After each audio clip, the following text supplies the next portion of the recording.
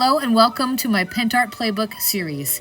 I'm Shannon from Pick and Booze Vintage, and what I'm going to do is each month I'm going to show you a different set of Pentart products and describe how to use them. Today we're going to look at 3 glues, and we're going to do this because they're short, sweet, and easy to use. We're going to talk about the paper glue, the hobby glue, and the express glue.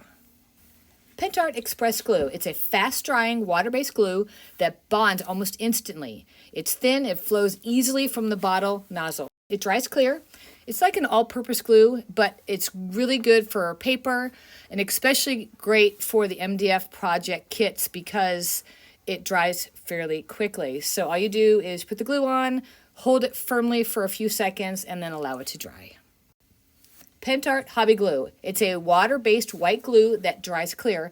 It's a general all-purpose glue. It's comparable to the Elmer's glue that you use back in elementary school.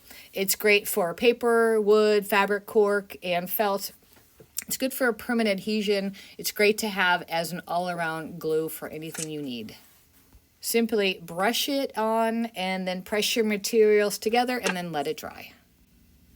Pentart Paper Glue. It's a special formulated glue that is just for paper.